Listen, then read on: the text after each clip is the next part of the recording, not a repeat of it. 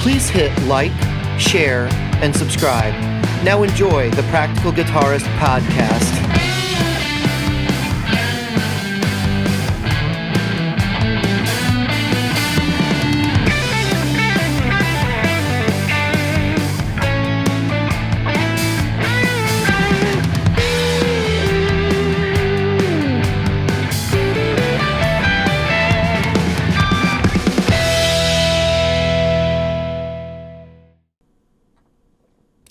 Good evening, Jim.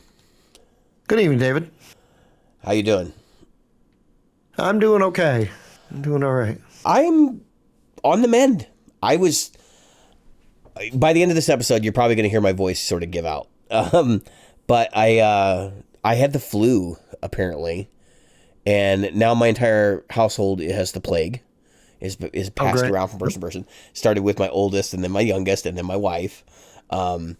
And it's funny because we're a household of streamers, so we were all streaming with 101 temps and stuff. Like, it was quite amusing to, like, I was on stream and I'm like, look at this, hold up the thermometer, So it was an interesting weekend for me. Now, we didn't record last week. We released the Dylan Talks Tone episode. I think everybody that we've had an overwhelmingly positive response about Dylan being on the show. Yep. Dylan's great. That was recorded back, I think, in February. My God, yes. It was a while ago. And it might have even been January. I mean, it was a while ago. It was February.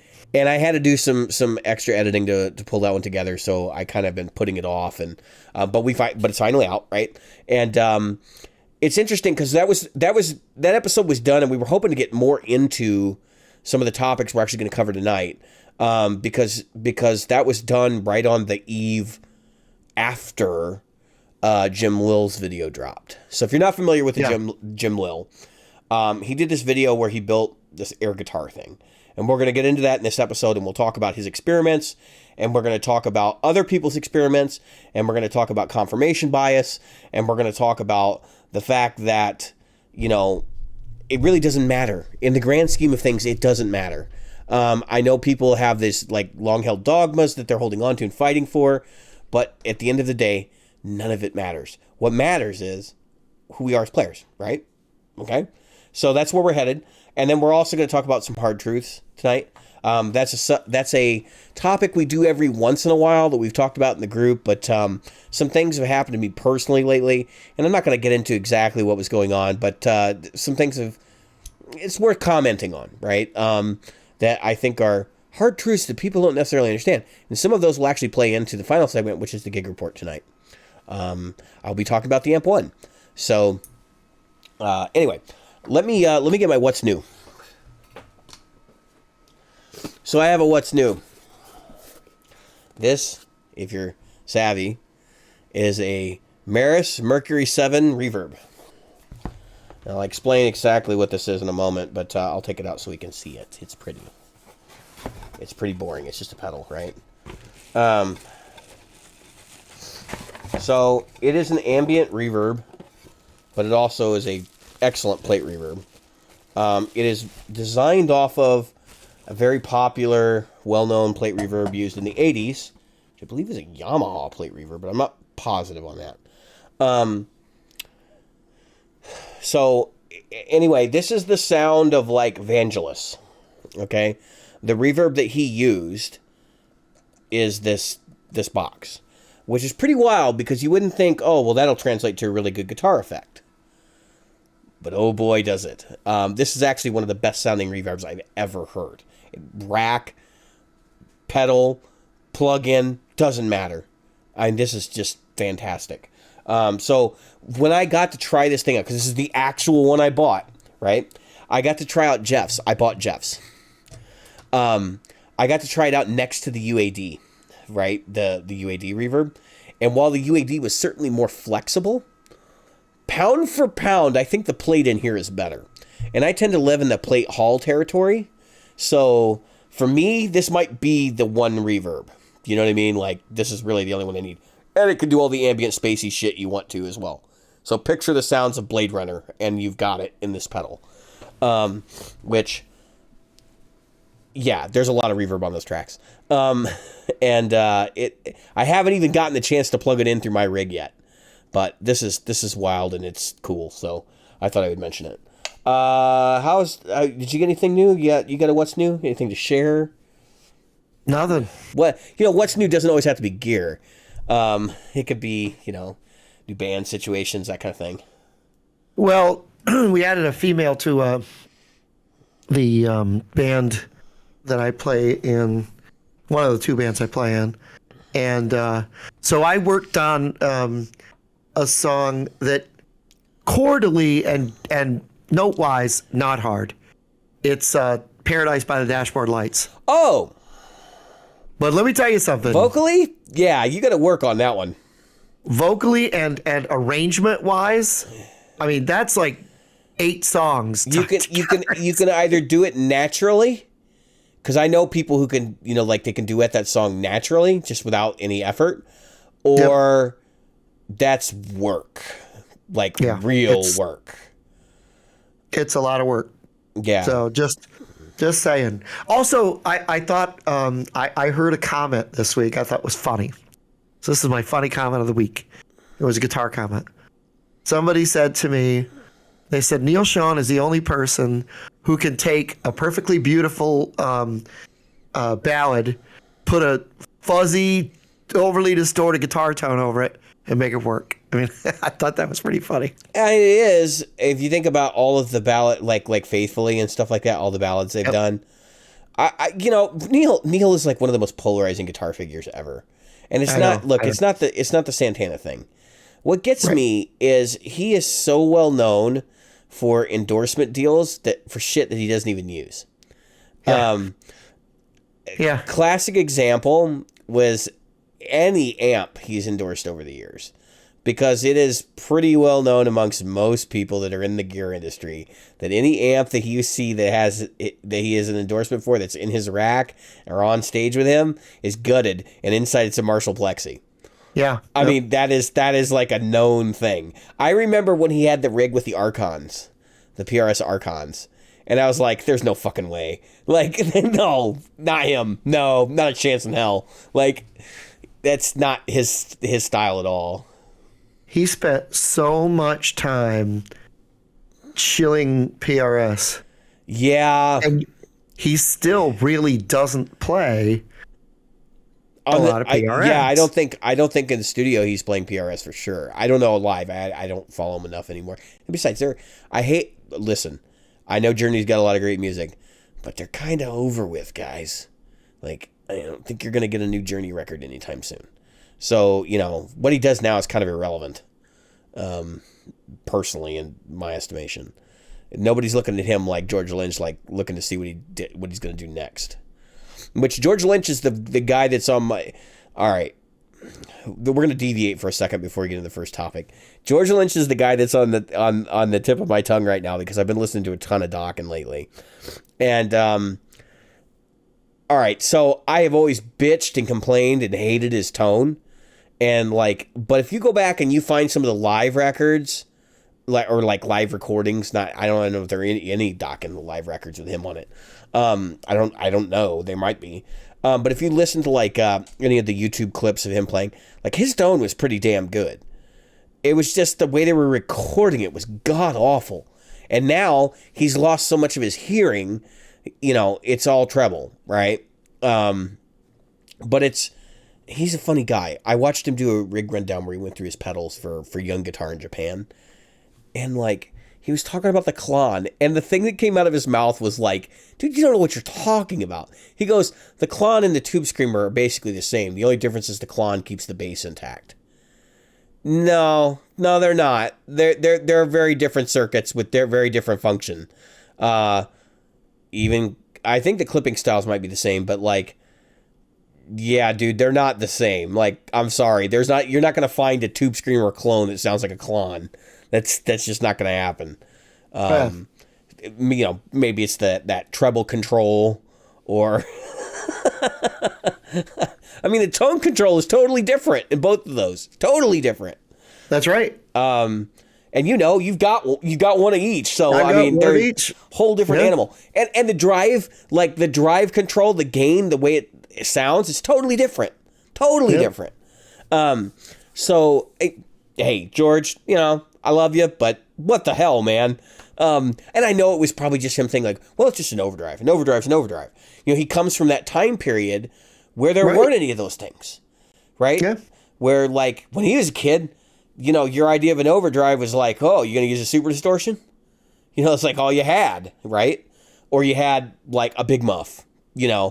Yeah. Think about it. When he was a kid, that would have been the early 70s. Yeah. I mean, there weren't guitar effects back then. It was like you plugged into a Fender amp, you wanted to drive, you turned the damn thing up.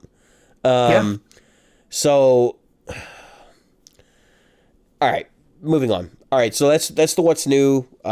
Jim's got a new vocalist to deal with and is working on crazy arrangements for songs that are just batshit hard to try to perform.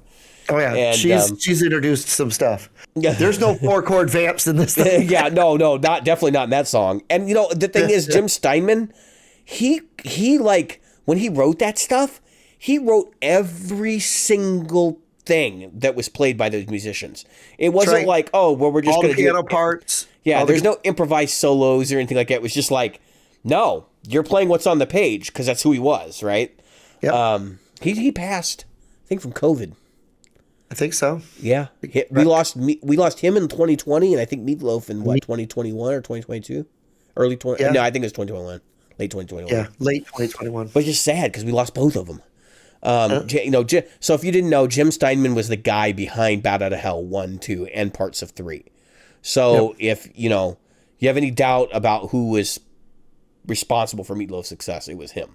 Meatloaf is a great singer, but he needed Jim Steinman to be the songwriter.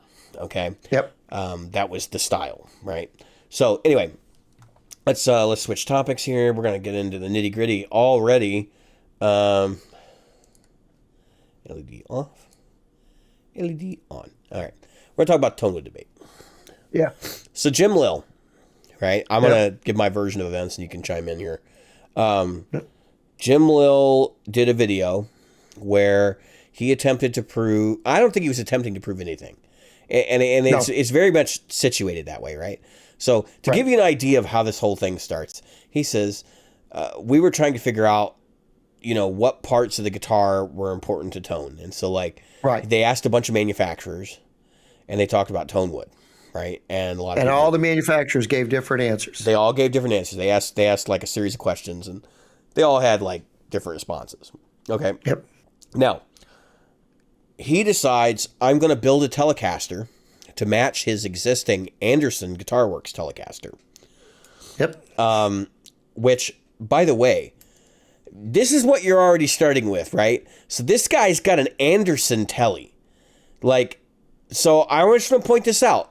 Whether or not you believe the dogma or not, just keep in mind, he believes that Anderson Telly is special for some reason. That's a $4,000 Telecaster. Okay? Yep. And it's with him in every single video. I mean, that is the guitar he plays. He basically takes a Tele. Did he start with a Parts Telly, or I don't even remember? Yeah, it was a parts telly. It wasn't even a Squire. It was just a parts thing. So they started doing parts stuff, and then he determined that the pickups were not the right height. And we talked about some of this stuff, I think, with Dylan, but he determined the pickups were not the right height, and then, of course, he set the pickups the right height, and then all of a sudden they started to sound very similar. And there were distinct differences, but they sounded very similar. And of course, Dylan and us, we had the discussion, and Dylan said, I think some of it was, pick attack and things like that. And then he goes on and he says, okay, so then we tried to fix we tried to do some other things. So he builds a Strat, right? And they compare Strats, and kind of the same thing, a little bit different, but kind of the same thing. And then they go and they build a like a 2x4 guitar, like Les Paul's Log. And then he's playing his it's not his telly neck, but it's the parts neck he has, which is the same construction as his other neck, bolted to a log, right, with the pickups set the same and same pickups, right? And the sound is noticeably similar, right? Yep. But different, but noticeably similar. And of course, the people have argued, well, it's, he had to play that guitar in a different position and all these different things.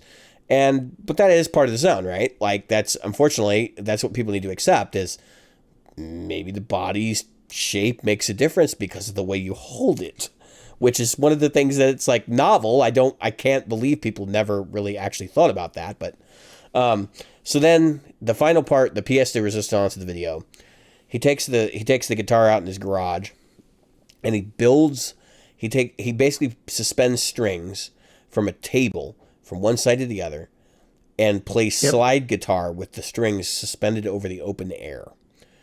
And has a guitar that's set, and he plays slide guitar with it through the same amp, records them both.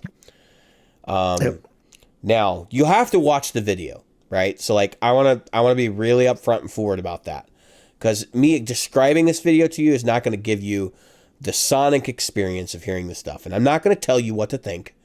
I think you should watch it on your own and draw your own conclusions.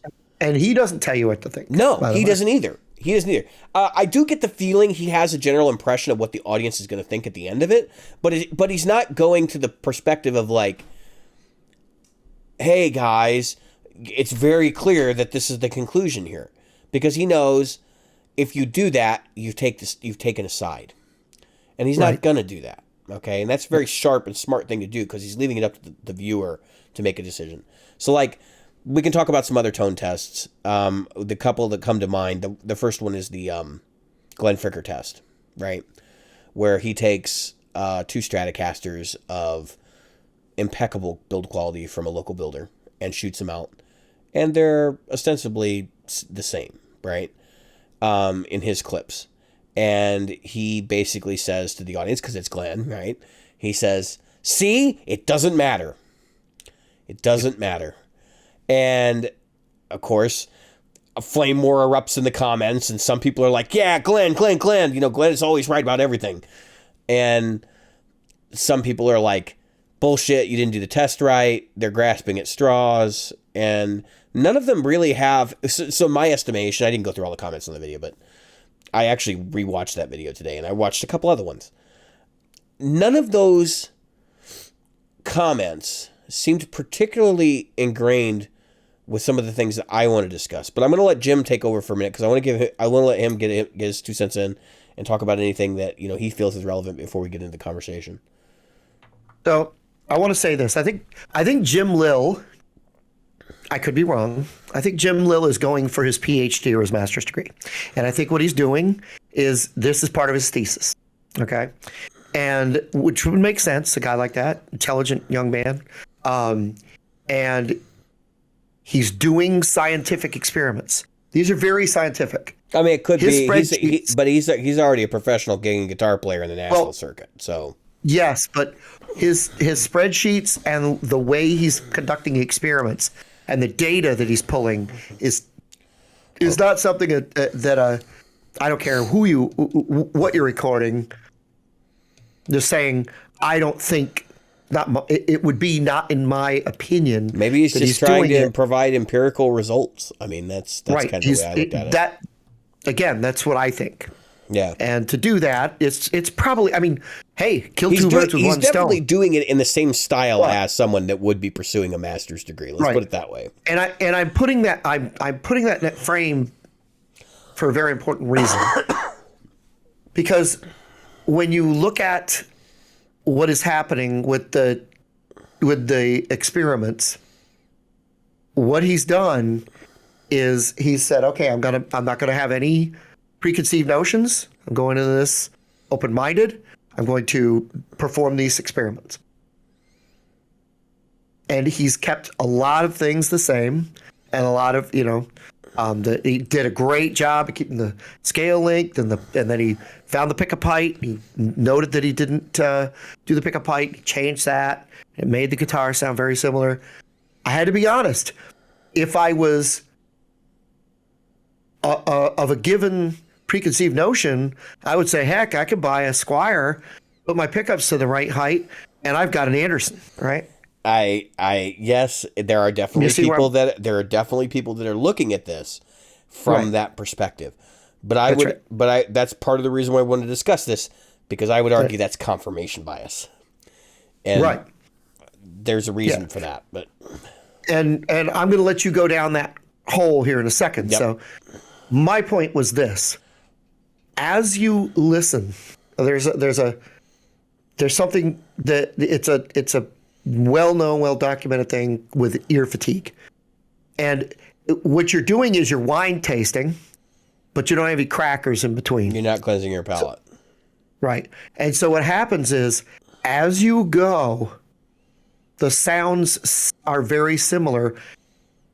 And the thing is that all you need is to want to know that, and they will sound more similar to you. And as you go, be even more similar to the end. Now, what we didn't get was, and this is what I wanted to get at. So a well-documented science experiment is going to have the beginning, the end, and the beginning and the end in a comparison. The thing is, we don't have a beginning and an end comparison. We have a comparison from A to B, then from B to C, then C to D, D to E, E to F. That's what we have. Those are the comparisons we have. And if I was out at a wine tasting and I was taking wines and somebody said to me after my fourth one, here's 19 crimes, it probably tastes just as good as the one I had before, the first one, because my memory is a little bit taken from that, and because I have, let's just say that there's an old saying, Low the beers tolerance get for cheaper alcohol. as the night goes on. Yeah. Yeah. And so it's an easy thing to do. Right. I mean, that's kind of the fun of wine tasting, from what I've gathered, is that you get inebriated. Yeah, it is half the fun is getting blasted. So, and I live in wine country, and I'm sure a lot of our California listeners do too, and our New York listeners and such. So, my point, and I want to pass this on to you, is that there is a certain amount of I could hear differences, So could even I. if it wasn't on the oscillator. I could hear differences. There are limitations to any piece of test equipment. Yep. Number two, and I want to go to his other experiments after we get done with this one. And number three, and probably most importantly, what I want to say is this: I didn't think that the air guitar sounded all that good. I'm not saying it didn't sound great or bad, but you got to remember, most of your steel, that was pretty much just a lap steel. And what is a lap steel? Has anybody, have you ever played a lap steel? Right. It's kind of an air guitar. I mean, it's kind of what he built. I mean, it didn't surprise me, shock me in the least. No. I had absolutely no, wow, that's amazing. That never hit me that way. It was like, yep, sounds like David Gilmour playing a steel at the end of one of his songs there on Momentary Lapse of Reason. So I was not shocked at all. I was like, yep, sounded just like I expected it to sound. So, okay. Balls in your court. Can I say the most? Sure. Can I say the most obvious thing before we even talk about this? Yeah. 100%. 100% agree with the statements that the pickups are the single most important thing that you can put in your guitar to change the tone. 100%. I don't want anyone to interpret anything that I'm about to say, because there's going to be a lot of doubt zone. I don't want anybody to interpret what I'm trying to say as me telling you what to believe or what not to believe. I think there's an amount of subjectivism in these commentaries. I think people tend to lose sight of the fact that these tests neither confirm nor deny either side, right? And that it's not, there's really not an argument here, right? Like, what's important to you? That's what Dylan said last week, right? Like, what matters to you? And that's where you've got to accept, because like, here's the subjective side. Let's say, we've done this before, let's say we're going to use percentage values to determine the overall sound of a guitar and what role each piece has. If pickups are 95%, which I think they're in that ballpark, between 90 and 95%, the other 10% is what left by hardware wood, maybe wood quality, maybe type of wood, which we really can't have a whole lot of conversation about that. Because hell, a piece of mahogany from 1978 that it was a good year might be different than a piece of mahogany they cut down this year. Right. And who knows? And on top of that, if you're buying a guitar from Indonesia and they say it's alder, that's not freaking alder. That's is right. Whatever they use that is the equivalent of alder. Because there are many species that they could classify as alder, right? Yep. So we have the same problem here in the United States. We have swamp ash, we have northern ash. Two different species of wood. Northern ash is heavy as shit. Swamp ash, because it's a reclaimed wood, generally is lighter. And it is all based on ash wood, but there's like whole bunches of subspecies of ash. So it's like, guys, it's not the same thing. And two different trees will potentially be, different. We don't know that. Yeah. We actually get it. Unless you have two bodies made out of the same trunk of a freaking tree, you're never going to be able to prove that. And even then, you'd have to do that 500 times. You can't do it once and say it's done. Now, yeah, that was the other thing about the science experiment. So, repeatability, right? That's the first thing I want to talk about in all these cases. If I'm going to pretend I'm Glenn Fricker for a minute, which I get loud and obnoxious. I could be Glenn Fricker for a minute, right? Oh, I think I could be much more Glenn Fricker than you can. I don't know about that. Ask my wife. Anyway, moving on. Sorry, plague. That's okay. Yeah. So Glenn has this test where he gets these two guitars made by a very well-respected builder in his local area, and the guitars sound identical. Do you know what I think happened?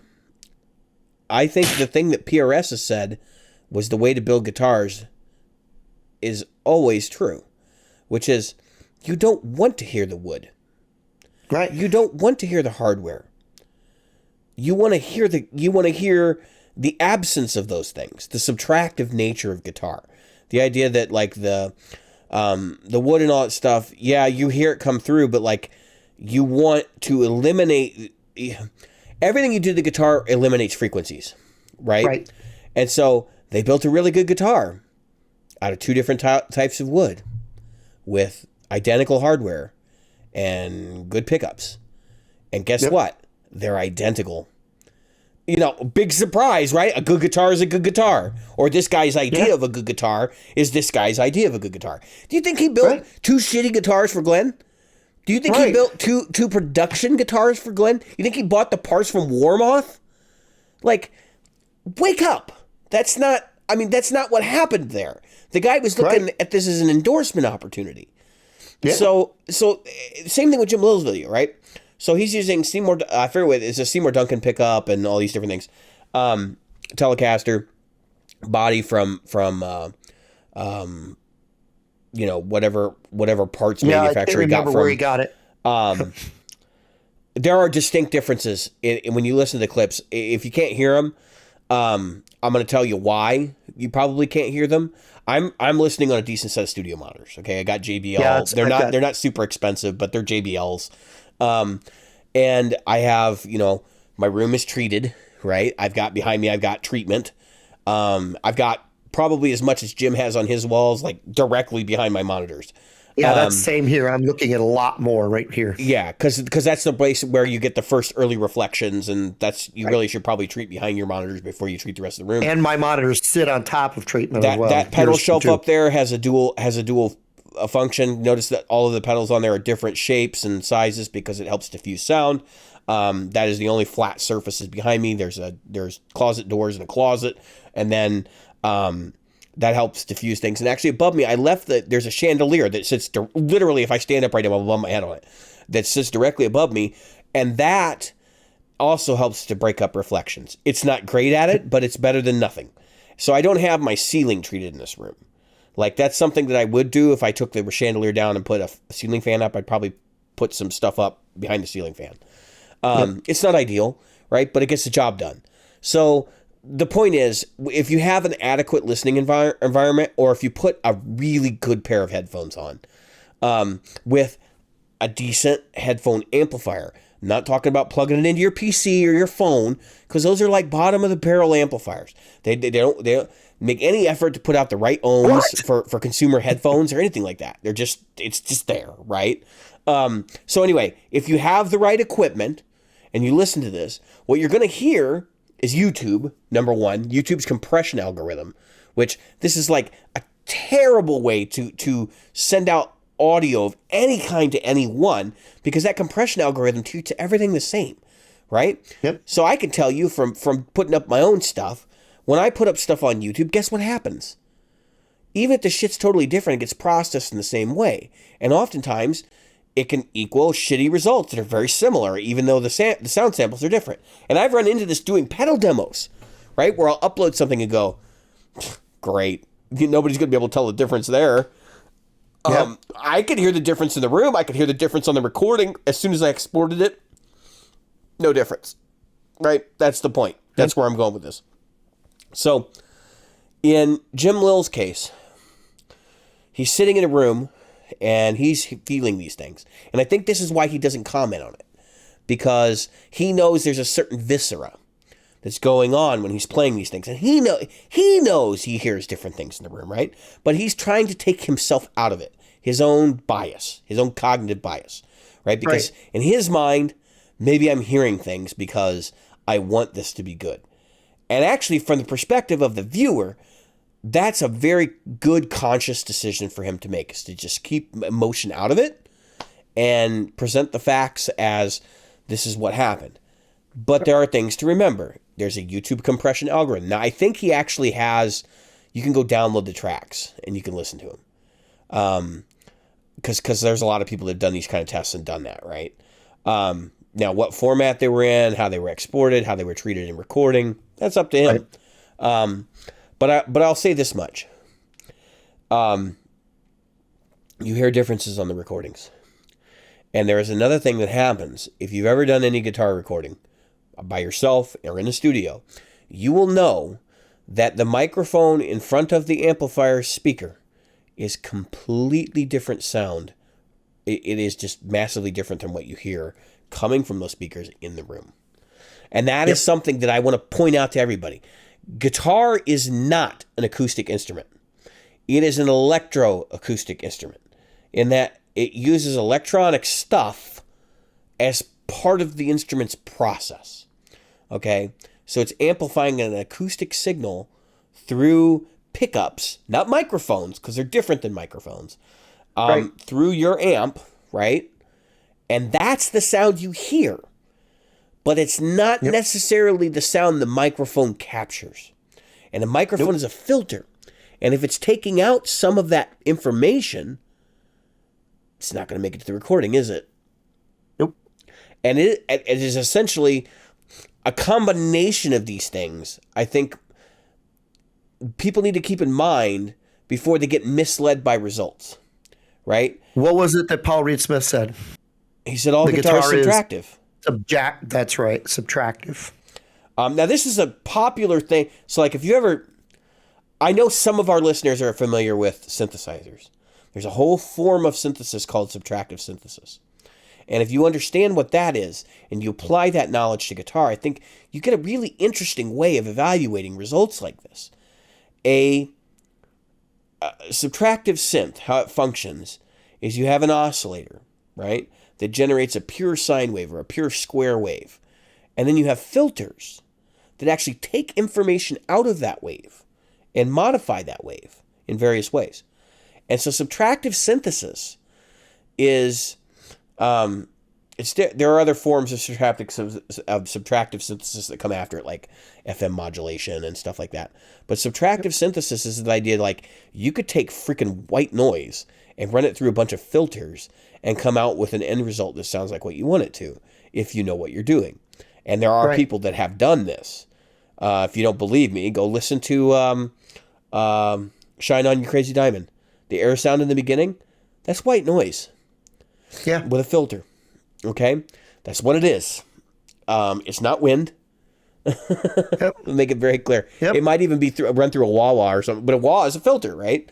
Yep. So, point is, when you evaluate this stuff, don't run into it without having an ounce of understanding that how many times have you thought that something was going to work for you and then you got your hands on it, you played it, and you're like, this didn't work out. Right. It's the same concept. Be skeptical of everything and Right. make decisions for yourself. Use your own ears, your own judgment, your own brain. Listen, if you pick up a guitar and you strum it and it vibrates, do you think that vibration might have an impact on the sound of that instrument? I mean, what is sound? It's vibration, right? Now, we can debate up and down till we're blue in the face about how much that impact is. And I would argue it's probably a lot less than people think it is. I think quality hardware and quality pickups go a lot further than what the instrument is made out of, wood-wise, right? But shit wood is shit wood. So, like, I'm going to be real clear with you. It doesn't matter whether it sounds good or not. You build a guitar to play. Somebody said that to me. We were talking about a similar topic. People have built guitars out of plywood before. Yeah. Of course. And let me know how long they lasted. Because a plywood guitar is not meant to last forever. Right. Same thing with Taylor built acoustics out of pallets. As a matter of fact, there was a guitar. I don't think it was a plywood guitar, but it was a guitar that they were talking about on 5-Wire World did his video this week. It was about Keith Richards guitars. And I don't remember it was a Harmony guitar, one of those brands. And the guitar fell apart as they were finishing. I want to say it was Sympathy of the Devil, but it was one of the songs, and they were finishing the song. They were literally laying down the last track, and the guitar literally just fell apart. I mean, it's funny, but it's true though. Yeah, and so yeah, I wanted to same thing. Neither one of us, and this is the thing that you got to take away from this, is neither one of us is saying Jim Will was wrong. No, because Jim I'm Will not even never saying said Glenn Fricker was wrong. I will say that. Well, but Glenn. We could say Glenn Fricker's wrong because we don't like his attitude or whatever, but that's fine. No, I'm just saying that I think he was wrong about a couple of them, and I'll get into that later. But I'm not saying he's wrong all the time. The guy's obviously a very smart guy, and he does a lot of good stuff. But nobody's perfect. I'm not perfect. You're not perfect. Nobody's perfect. And if you want to start being perfect, go ahead and throw stones and get the hell out of here. But the point is that what I'm saying is that it, just like David said, you need to look at this stuff and go, am I seeing it through objective? And that's the thing that I was talking about before. Jim Lill looked at this objectively. He took his feelings out of it. He took his preconceived notions out of it, and he played the stuff and said, what do you hear? And nowhere in there did he say, I hear this. I think that. Which is something that he's not Pete telling Honore you what does to, all the time. He's not telling you what to think. Yeah. Pete Honore does that all the time. This is great. But that's what he is. He's a salesman. I mean, he's a great player and probably a great guy. But that's what his job is, to sell you shit. But anyway, so that's what you've got to do. You've got to take your own preconceived notions out of it. This told me exactly what I needed to hear. Or I may want to look at this objectively and maybe come back to it another time. Come back to it again. If you watch the video once and then you're even halfway through and you went, yep, that's right. Nothing else matters. Pickups. That's it. I'm done. And then you didn't learn anything. You didn't get anything out of it.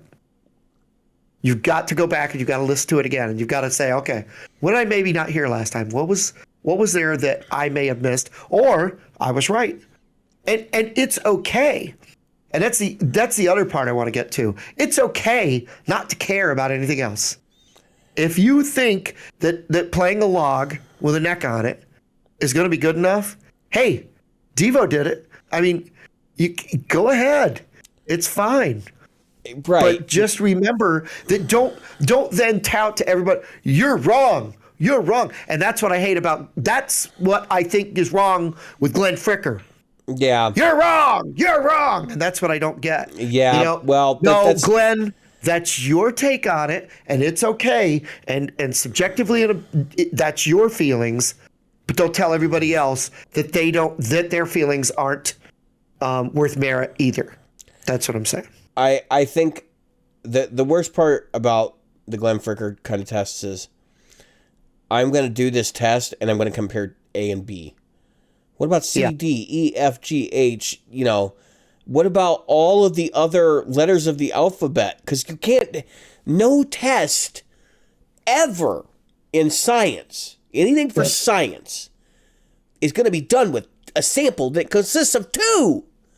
That's asinine. That's why all of these studies have everybody who's done this shit, like I've looked at it and gone, this is asinine. Where are your 5 necks of the same construction? Like, what the hell? It's asinine. I would far more likely believe a company like Warmoth, and I'm going to say this, and I know people are going to say, well, you're going to believe a company. Let me preface something with you. Warmoth has a very interesting marketing situation, right? So they're a company that specifies in giving guitarists what they want. All right? Now, any of these companies that Mighty Might and all the other ones that are out there who do this, all parts, understand that in order for them to have a successful customer base, being a niche product with people who are very discerning, you can't fuck around. Like, if we screw up, we're going to look like Jeff Kiesel did when we sent out a baked maple neck, a roasted maple neck that did not have a roasted maple fretboard that he said was roasted. Okay? Remember that debacle? We talked about that on the show. That's what I'm getting at, all right? This is what you have to understand about those companies and why I would trust their opinion, because they deal with hundreds of them. My Wingate neck with a Wingate board, I guarantee you, was not the first one they ever made. And I'll bet you they built hundreds of them. And I'll bet you they built hundreds of everything they sell. Which is why when they say generally these are, and they say that in their marketing, generally these are, they're telling you there is a wide range that they can happen in, but the vast majority are made this way sound like this. Right? That's great. So like when Glenn Fricker says, I'm going to test tubes and find out if tubes, old tubes versus new tubes or different brands of tubes make any difference on the recording. Well, I got news for you.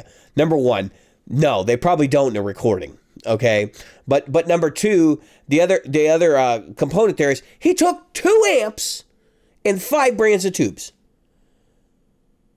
You know what I mean? And they're not really even 5 brands of tubes, right? It's the same EHX tubes. Like they were one brand of tubes. Like they're all new sensor, right? So you're like, I kind of sit there and scratch my head like, okay, so I think he had JJs and stuff in there too, but that's the point, right? It's like 4 out of the 5 were made, and that's no new old stock tubes. Right. You know, he didn't compare the things that people would actually ask for, and he didn't do it in quantity. Because that's the thing. You can't just take one set of those tubes and put them in a 50-watt amplifier. You need to take 5 sets of each one so you can verify the validity of tube to tube versus tube to line versus tube to production numbers, etc. There are people whose jobs are literally to do this. It's called quality control. And if you've ever worked in like an aerospace manufacturing thing, I mean, those guys, because I have, right, like as part of my consulting, those guys, they get paid big bucks, number one, and number two is they have to know like sample sizes and all that to have like critical quality control. And so sometimes they're checking 75 or 80% of a line of parts that have 2,000 parts in them. They're checking 85% of it because they know that it's an aerospace part. Right? And they know that they can't afford a failure. So if they know 85% of the line is good, chances are the other 25% or the other 15% that gets to the customer is going to be fine too. And if they're not, if the customer checks it and finds out they're not, that's another safety check on top of it, right? That's right. Yeah, and in aerospace, believe me, that's going to be a second check. Yeah. And it's highly unlikely something's going to get through both. Well, one of their ISO specs is like, we check this amount, and then you are expected to bring in an independent auditor to randomly check beyond that. So like, it's this whole like process why they've done the statistical analysis to know that if he checks more than 85%, he might actually miss some. That was one of the things that took me a while to understand, was like, he might miss some because he's looked at all of them and they're all starting to look the same because there's a little bit of mine stuff involved there, which is why they have an independent audit, right, as part of the ISO spec. So it's a whole process, right, to get into that whole idea that a company, when Warmoth tells you that this wood is generally this or this wood is generally this, they're not lying to you. Right. But what they can't tell you is how much it matters. So, like, they can tell you this wood is more balanced, but you get it and you put it in your guitar, go, I don't hear anything different. And that's because it only changed 0.1%, you know? Like, well, I want to talk about that, how much it matters thing. Because that's probably one of the most subjective things that comes about. It's exactly my point, though. It's subjective, right? That's right. And so when I retired from the military, I'm going to take this guitar here in a second. I retired from the military. I had to write. I was an engineer. I was a rocket scientist. I was an engineer, a systems integration engineer for automated buoy tenders. Very important job because if ships crash into each other, things like Exxon Valdez happen. Yes. So it's very important that buoy tenders are good so that the buoys are in the right place so that ships don't run into rocks, unless, like in Exxon Valdez, the captain is drunk and fell asleep and whatever. Anyway, I don't remember the whole story, but it's kind of like that. I'd rather not remember that whole story. Right. So when I had to write white papers, so I was not just an electrical engineer and a software engineer. I also had to write white papers, and these white papers, if anybody doesn't know what a white paper is, it's like an analysis type thing, and you're providing information. It's an analysis and an expectation, document. Right. One of the things I had to do was come up with weights, because I would have, say, 16 vendors. That's probably too many. Probably 4 or 8 vendors of some type of thing. Sometimes just 2. Mm-hmm. And I would have to go, okay, I've got to look at their stuff. But before I look at their products, I need to know what the most important and least important thing is that we care about when it comes to getting their product. Right. So I'm not going to go into the blood and guts of it. But the point is, I had to go through and find out from the engineers in the Coast Guard what were the most important things in these products. And so I had to weight them. I had to grade them. So you might think, and I'm not pointing at you, I'm pointing at a listener.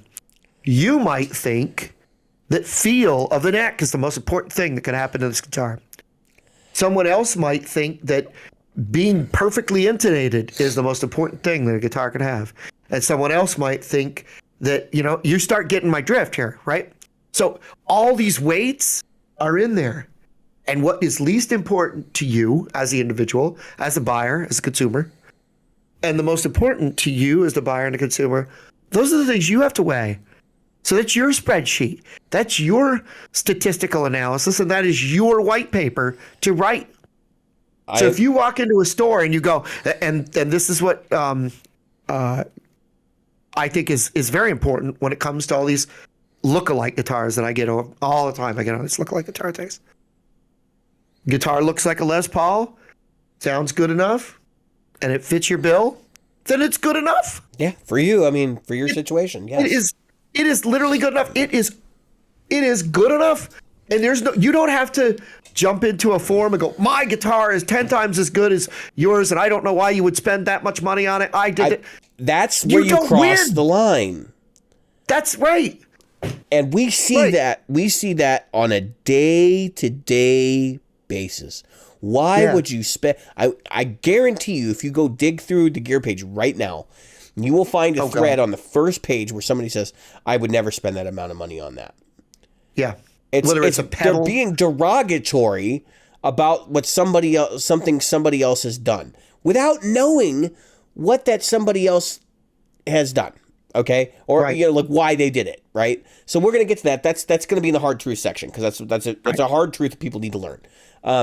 But I do want to talk about his other experiments, by the way. Yeah. So I was gonna say, why don't you bring up some of his other experiments? Because I think I've said enough to. So he did an experiment on scale length, and he did an experiment on what was it? The hardness. Where does the stain come from? Okay, that was it. Remember that one? So he made a guitar like almost out of glue. It was like I saw that one. Guitar. Yeah, I saw that one. That was pretty funny. I enjoyed. There was some definite changes in that one. Yeah. And then he had. The one where he said that was where sustain comes from. Then he had one where he's talking about where what does scale length have to do anything, and he kept moving the scale length around. Mm-hmm. And I want to get to this because I don't care about the individual experiments. They all could have confirmation bias or not. Right. I think some of those actually make more sense as being a test that you can kind of lean on a little bit more, maybe because the results aren't like minuscule. You know what I mean? Right. Like you're not looking for fine details in those kinds of results. Right. And so I just wanted to say this, and I'm going to put it to a real world application. So I'm playing in one of my bands. I'm playing a song, very simple song. Everybody knows how to play it. It's called "Run to You" by Bryan Adams. And there's a part where everybody else drops out, and there's just the rhythm guitar doing the three chords. And that's a straight strat all day long. Mm-hmm. And I don't care what Les Paul you've got. I don't care how many push pulls you got. I don't care if you've got single coils. I don't care if you've got whatever in there. Guess what? That's a strat all day long. It's a Stratocaster. And you could pull out a Strata-like. When I say Stratocaster, I'm being very generic in the three single coil Strat pickups. Right, and it's definitely in the bridge middle position. You can hear it, you can feel it. It's very twangy but cool, but my point is that's a Strat, and you can hear it all day long. There are. You can't take a Les Paul. I've said this before. A Les Paul doesn't sound like a Strat. A Strat doesn't sound like a Les Paul. Take their pickups out, put them in, swap them into each other. They don't sound like each other. Just not going to happen. They will sound different than they did before, but they will not sound like each other. And my thing is the things that Jim Lill is doing, which I think is great, by the way. Again, I take nothing from his They're videos. Fun. I'm a subscriber. Yep, I am too. And I meet the guy on the street. I'll buy him a beer. I'll shake his hands, whatever. I think it's great what he's doing because he's pointing out the little differences. This is what people forget. When you make you're out there putting ingredients together to make something to eat, and you put a dash of salt in there and a little bit of oregano, a little bit of this, a little bit of that. Each one only does a little, but they all come together to make something big. Right. And that's my point. So I pass the ball on to you. Okay. So my closing arguments here. Not really arguments, because I'm not trying to get anybody on anybody's side. Ding. All right. So when I watch these videos, I actually take something away from each one. Me too. I'm not sitting there going, that's wrong. Really. Because I'm not I'm not in an echo chamber, right? Like I'm not in confirmation bias. When I watch one of those, and I kind of put myself in the headspace, because I definitely have my opinions, right?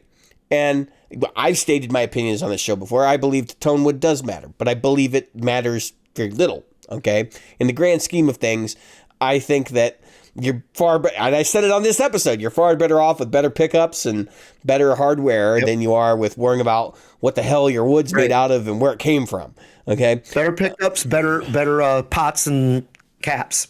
That's where it starts. I played a guitar today. I have no idea what country of origin it was from. I was at Good Time today when I picked up this Mercury 7, and I have no idea what guitar where it was from. I assume it was Indonesia because it was an LTD. But hey, I don't know. I actually don't know. So just pinch of salt all this stuff. Realize that don't take this as a way for you to validate the fact that you spent a bunch of money on an instrument because it has Brazilian rosewood neck and Madagascar ebony and stuff in it. Don't worry about that stuff. It's not all that important. The guitar sounds good. It sounds good, right? Doesn't matter. To the point where when we get to the gig report, I'm going to tell you about something that sounds good that most people would be like, "Oh, really?" But it does, okay? Because you don't have to have the traditional stuff to get the job done. That's all I'm trying to say, right? We didn't really want to talk about tonewood. Jim, you and I have had this conversation a dozen times behind the scenes of the show. And we talked about it in the early days, because I know we've talked about tonewood before. This is a debate that will never die. There will be people arguing about this forever. Okay? It's fine. It's fine to disagree with people. Okay? You don't have to agree with everybody. In point of fact, I have many friends I don't agree with daily on things that they said.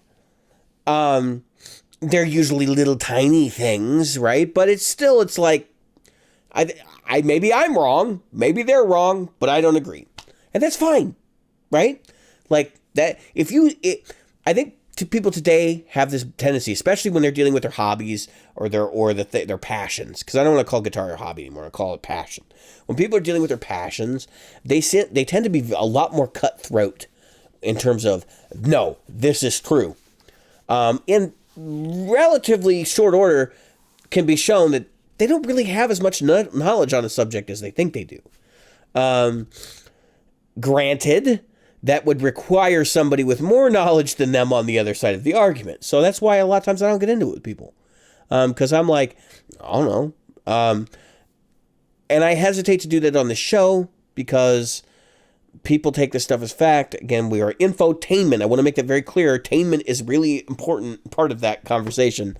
But I just want to challenge people to be better, right? So that's what I'm doing here is what Dylan said in the interview, and I loved it, where he said, wouldn't it be so much better if people spent 30 minutes a day playing guitar before they could post about guitar? And he prefaced it, if you haven't heard the episode, he prefaced it, made it very clear. I'm not saying we should only allow people who play guitar to post, but what I'm saying is they need to get that anxiety and bad energy out of their system, and in order to have productive conversations about the instrument. And I agree 100% with what he said. And I think it works from both sides. I think we also need more people who actually play commenting on playing, right? You don't even have to play well. You just have to actually play. Does that make sense? So, All right. We're done with this topic. We're going to go into another topic that's very similar. We're going to talk about hard truths. And we kind of touched on one already. I'm trying to think exactly what we were saying. Well, I'm doing two things at once, which is actually really difficult for me, despite the fact that I have ADHD. Oh, believe me, I do too. So one of the ones we were touching on was people thinking that you have to do things in a very specific way. Okay. And a classic example is, and I set this up for you in Messenger before the episode.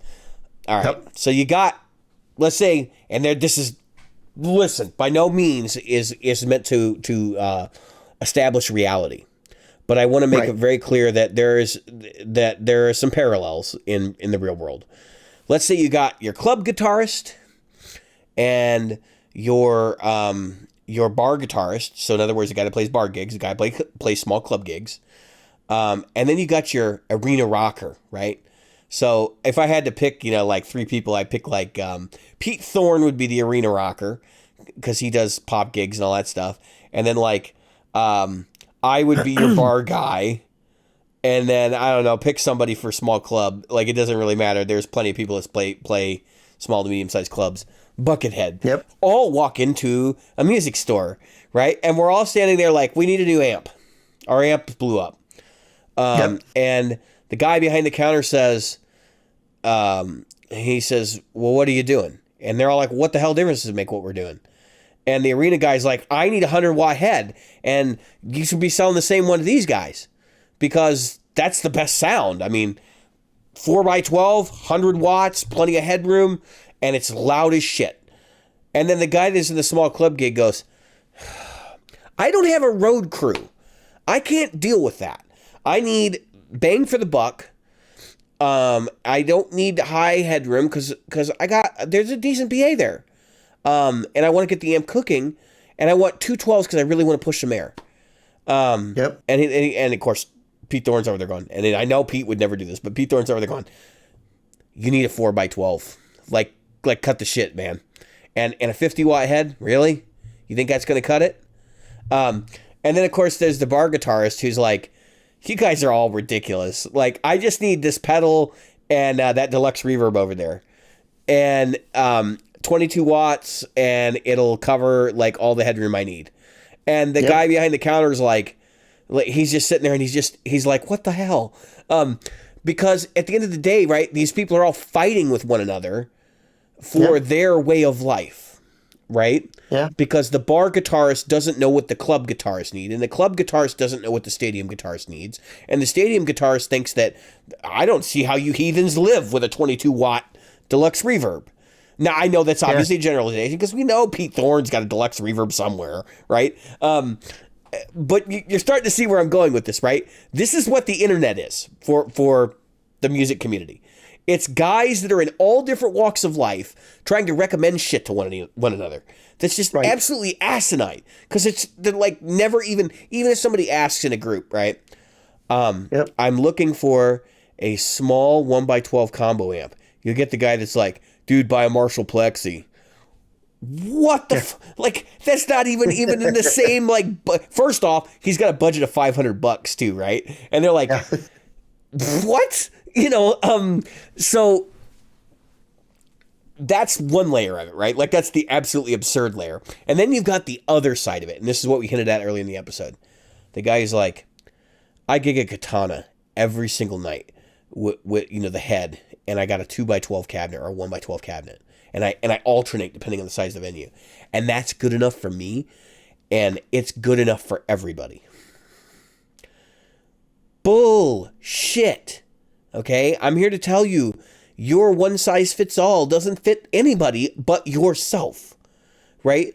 Like, I'm not expecting my rig to excite everyone. It might excite some people, but it's not going to excite everyone. Right?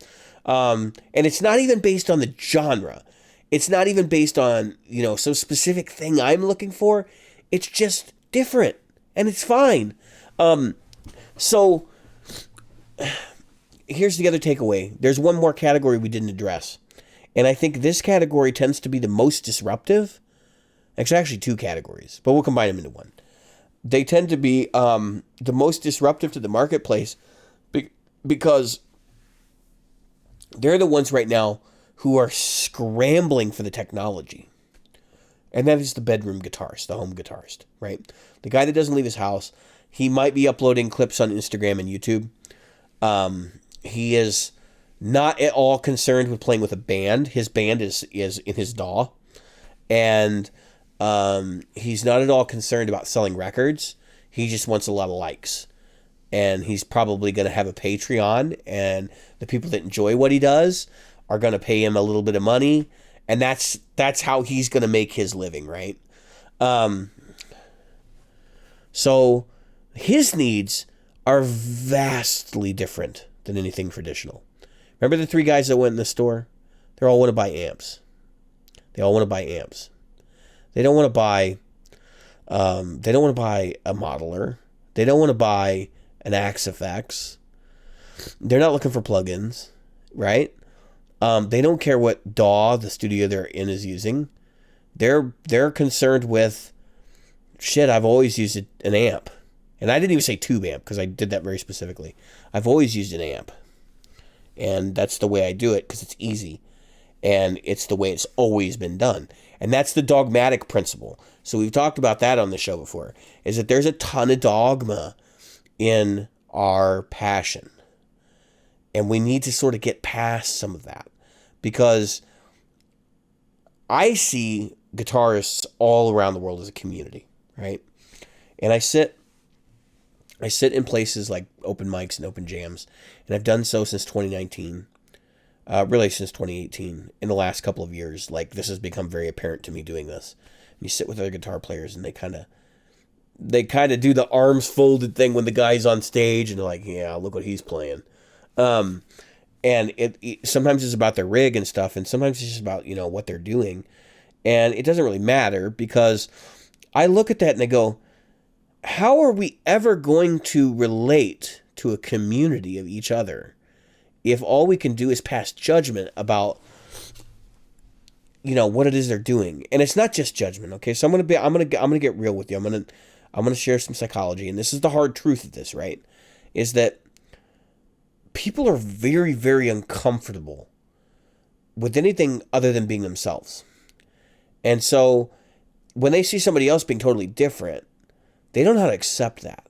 They have to prepare themselves in a specific mental place. And I think some of it's jealousy. I think there's jealousy in this. I think there are people that they go to a venue and they see this guy and he's having the time of his life. And they know that they can have the time of their life when they're up there too. But at that moment, their brain is fixated on this thing that guy looks really happy and he's playing a shitty Squire through a Blues Junior. You know what I mean? Like so that's how their brain rationalizes. Like, look at this guy. He's outplaying me with his shit. They don't say that part with a shitty Squire and a Blues Junior. And he's doing it, and everybody's happy with that, and he's happy with that. Here I'm sitting in the audience and I'm miserable because I just had a shitty performance.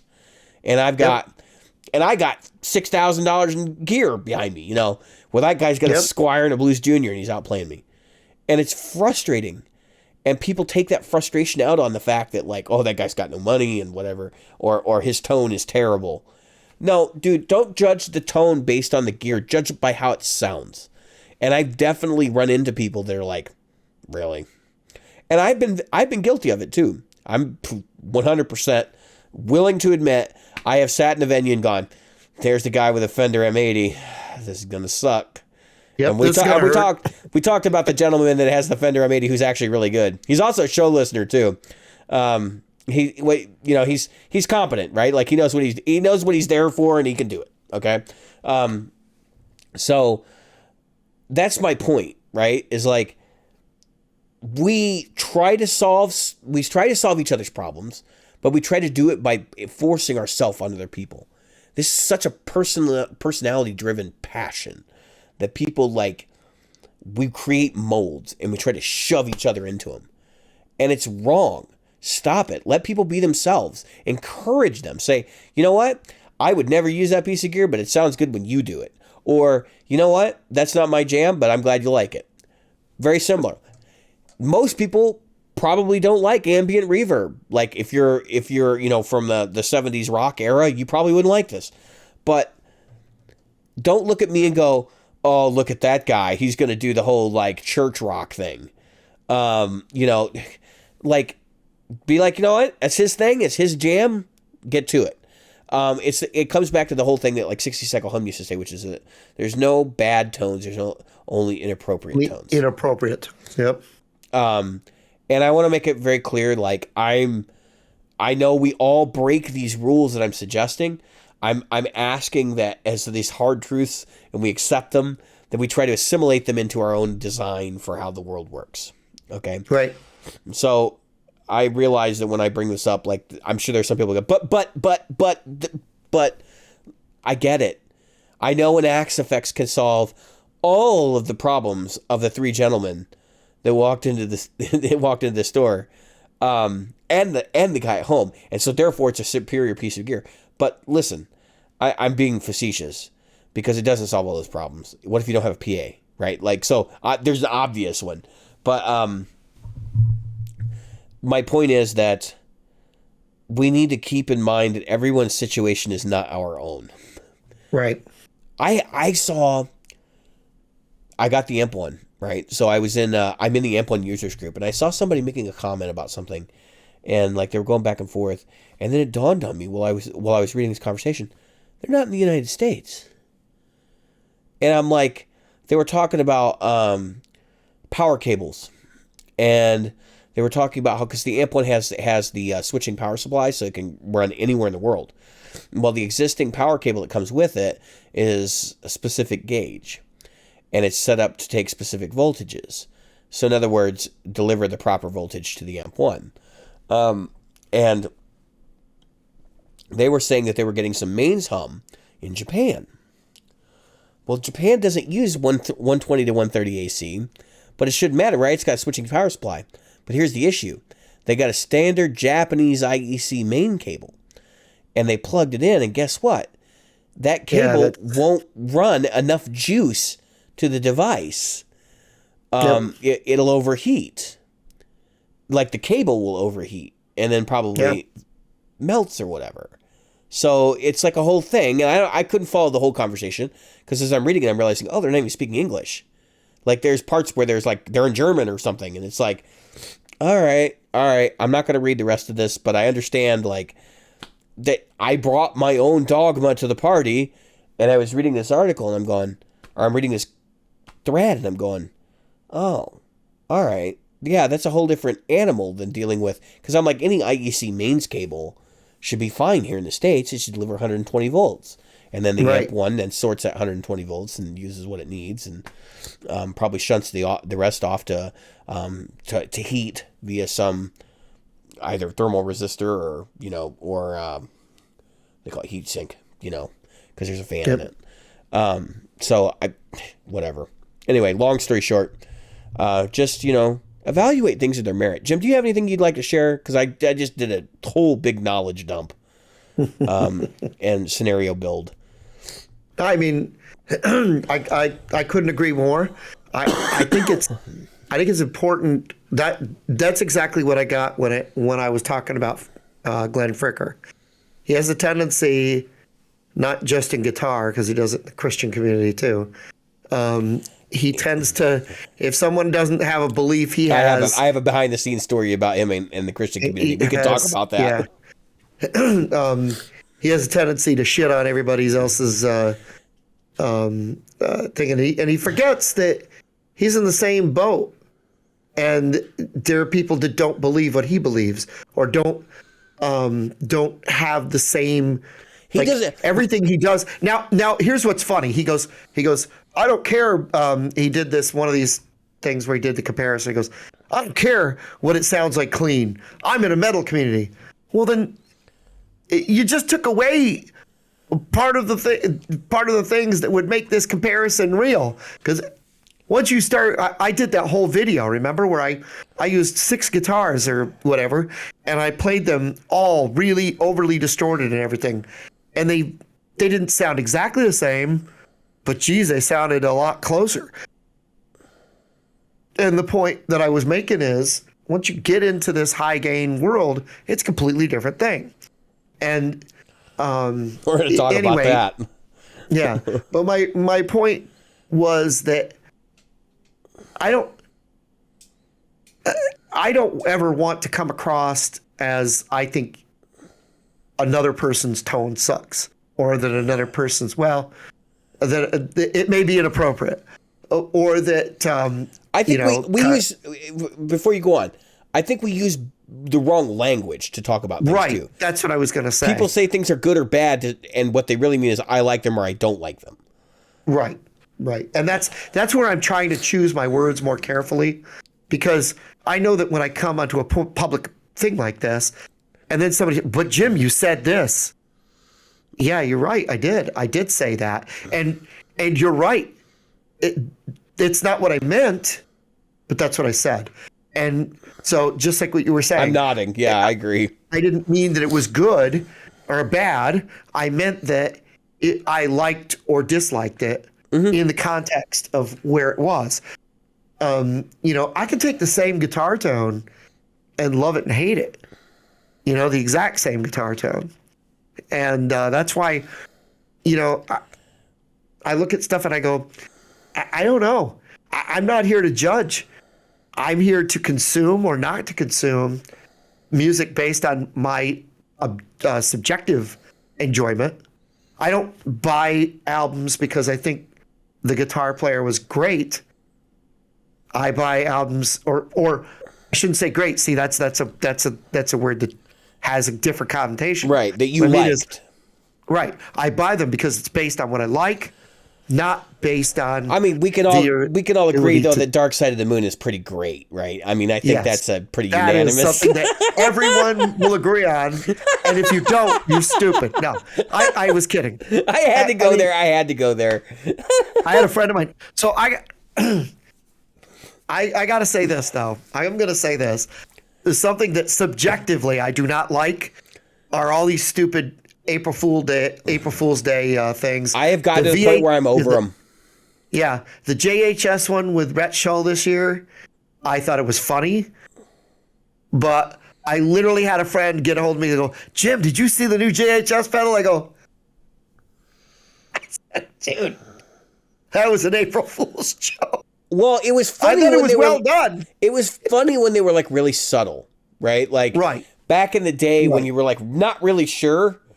And I remember there have been a couple of devices over the years that were like April Fool's jokes.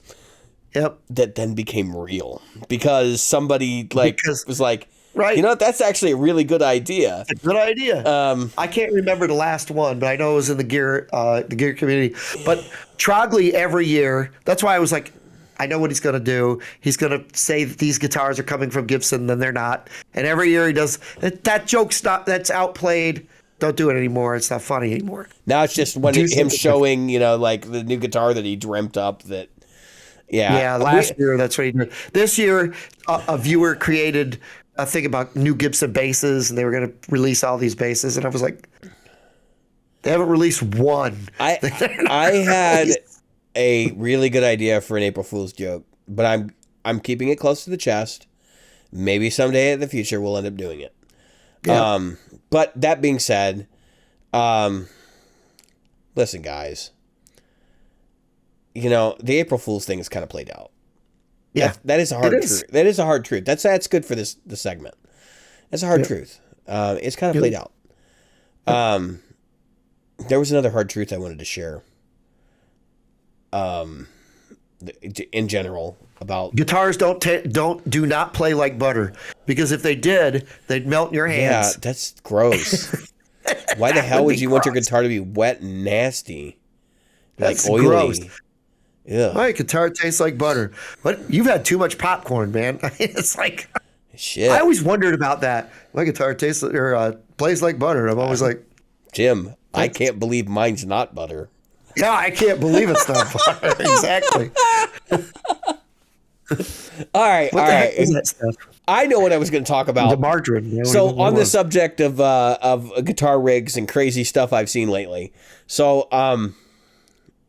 close friend of the show, Jeff, who's been on the show before. He works for Good Time Music Store, and he's been playing guitar for a number of years.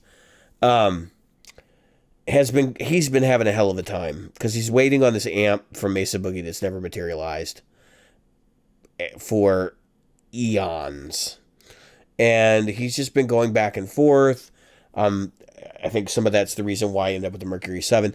By the way, Jeff, I know you're listening to this. If you decide at some point in the future you want your Mercury 7 back, I'll sell it right back to you at the bro price you sold it to me. So I'm that guy. I'm not a jerk, and if you decide you want it back, it's always one call away, right? So anyway, at any rate, he's been going through hell. Sure, why not? Jim held up a hot sauce that said "Sure, why not" from Taco Hell. I just tried to throw in the garbage can. I missed. Pick it up. So, he's been going through this tough time. And he's been trying to figure out what he's going to do with his rig, because he sold both of his amplifiers while he's waiting for the Badlander. And he's got an HX Stomp, right? Mm-hmm. And he's been playing it through all sorts of different playing situations, monitors at home, and he also has an FM3 that he acquired during this 1.5-year hiatus where he hasn't had an amp. And he has had a hell of a time in the last couple weeks because he went down this path of like, I'm just going to use modeling because I'm just tired of waiting and I need to move creatively through my life, right?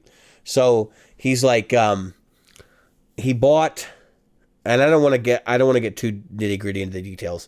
He bought a power amp, one of the fancy, popular power amps at the time right now. I won't say who it is, and it sucked. It was god awful. He didn't like it. That was his, opinion on this. So then his next thought was, I'm going to buy a FRFR. So he ordered a QSC. I don't know exactly which size it was. I think it was a 12. Wedge, right? Because QSC is a good company. He's had access to My Head Rush. I've actually lent him My Head Rush for a period of time. And with varying results, right? So because he works at Good Time, he has access. He can actually like play amps while he's there, and he can see what that's all like. And that's been a problem because he's got these alternative rigs, but then he goes to work and he plays a Badlander and he goes, oh shit, like what am I doing here? So, enter where he's at right now. So he bought the QSC. QSC went back in the box, went right back to wherever he got it from. The same thing with the power amp he bought. Went right back in the box, right back to where he got it from. It's to the point where he's returned so much stuff he's starting to feel guilty about it because he's like, nothing is going to work, and he's extremely frustrated.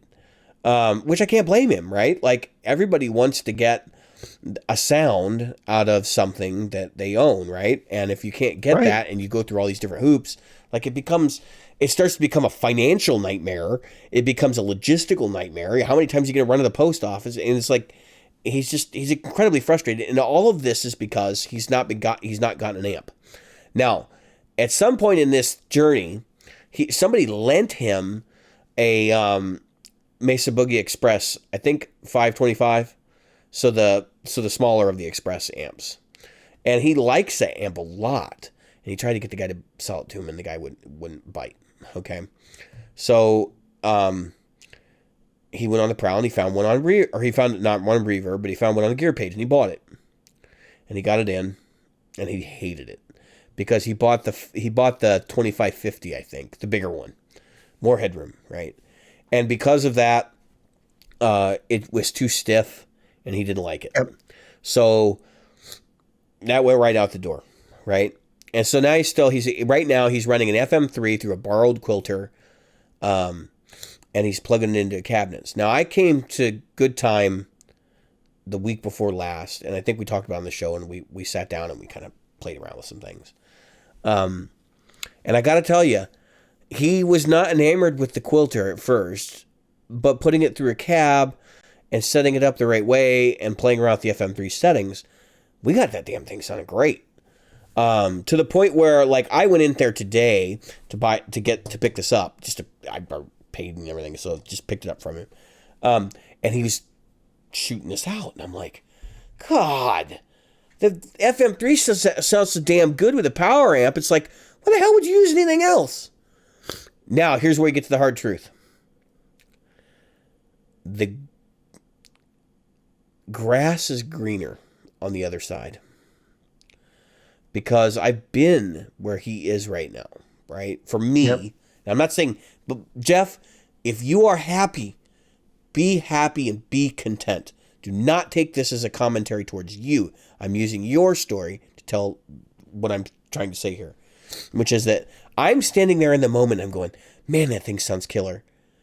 But I'm also in the back of my head going, you've got killer gear. What the hell do you care? Like, you've got the stuff that makes you happy right now. And none of that is going to change. Like, you're going to kick yourself and you're going to go through all these hoops, and then you're going to end up like buying a Kemper and doing that whole thing, and then like I did the last time, right? And don't even go down that path. Don't entertain it. Keep it out of your mind. And it was the realization, like, I have to assess my thoughts on this stuff and realize that sometimes you get enamored with what somebody else is doing and the easiness and convenience of it, and then you start to get involved in it and you go down that path, and then you realize this is not the path for me. What the hell am I doing? I'm going down that guy's path. Yep. Hard truth. The grass is often greener on the other side. You have to be really willing to accept that what works for other people may not work for you. And that is why I said earlier, be willing to compliment people for doing different things rather than chastise them for it. Because, everybody does different shit. I don't expect everybody's pedal board to look the same. I mean, if there was a best reverb and a best delay and a best overdrive and everybody would have the same ones. That's right. I mean, and they'd all look the same. Yeah, we don't do that. There's a reason we have a plethora of different types of guitars. Because there is no right one. There's the right one for you. Or the right one for your situation. Okay? So that's the end of the hard truths for today. I think I don't think there's much more to share. Do you have anything you want to share on that last one? No? Okay. All right. So, on to final segment for tonight. Which I want to lead this one off because this is probably actually going to take a while. Final segment for tonight. Gig report. So, I did Open Jam this week. And I took a really cool rig. I took this. And I took my Lone Star 1x12 with a cream back in it. And, alright, so a couple things. I want to kind of share what it was like the other night. There were 8 bands that showed up to Open Jam. Not because people don't understand in the burbs, for whatever reason, a jam is different than an open mic, okay? You want to go show off your band and showcase, you go to an open mic. You want to go and actually meet other people and play music and have fun, you go to a jam. They're two different things. But that's fine, right? So 8 bands showed up. It was extremely busy. I actually left early. I said, you know what? I'm not sticking around past... We were there. Right. I was there till like 11:15. And I was like, nope, it's going to keep going till 1. I cannot stay anymore. Because there were so many bands that when they started actually doing the jam portion, it was already like 9 o'clock or 10 o'clock. It was really bad. Really bad in the sense that it was going to be late and all that. Now, I'm going to share a little bit about my experience. I walked in with the cat. All right, so the last couple of weeks I've been walking in, and I've been feeling strain in my shoulder, like that goes across my chest into my sternum. Of course, people are telling me, that could be heart pain. It's not heart pain. I know what that feels like. I have had plenty of panic attacks. It's just strain, right? From carrying something and then being lopsided and that whole thing. So I have my guitar on my back usually. When I go in with my traditional rig, 50-pound amp in one hand, guitar on the back in the other, and a pedal board that weighs, 10 pounds in the other hand, right?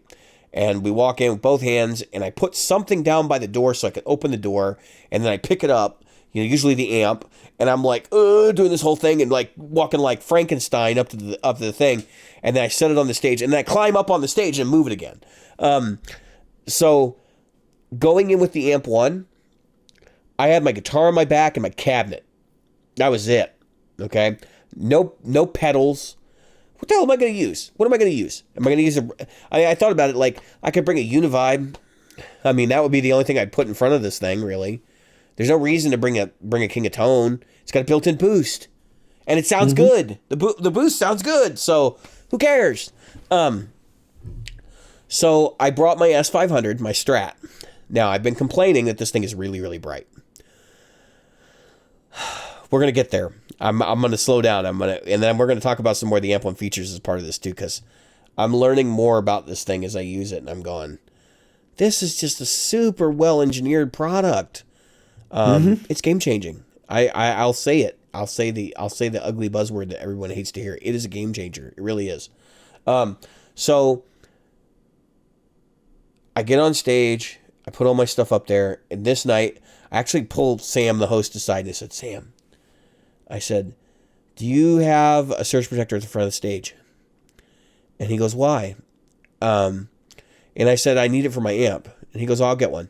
Well, then he puts the surge protector back by the amps. And I come over to him, I'm like, well, actually, I said, I picked up the amp when it was sitting on top of my cab. I said, I actually need to plug this in. And he goes, what do you mean? I'm like, well, this is my amp. He's like, oh. And I'm like, it's a 100-watt amp. I said, I need power.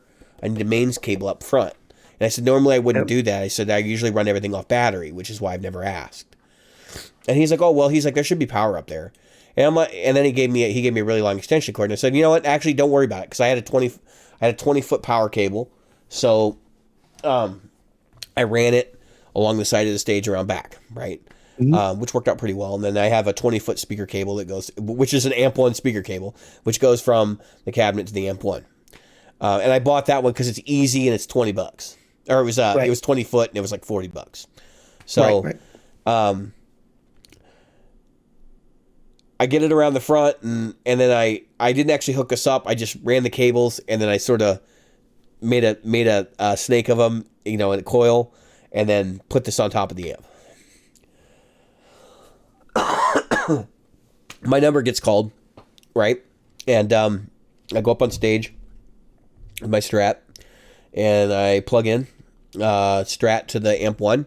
I throw the amp 1 on the floor, take the 2 cables, plug it in, turn it on. I start strumming chords and turning knobs just to get things kind of like set. And I pretty much knew where it was going to be set anyway, so I had like rough settings.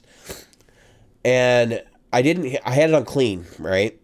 And then I hit the drive pedal, and this is before anybody's even playing. I'm like, ooh. I actually remember how I told you I was concerned about brightness.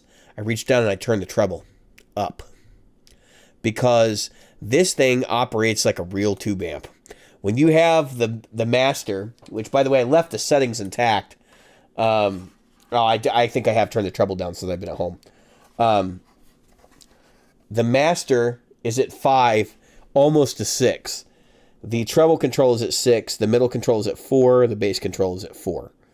The overdrive gain control is at 8, and this is on the plexi setting. When I was using that was what I had set up. So the vintage channel.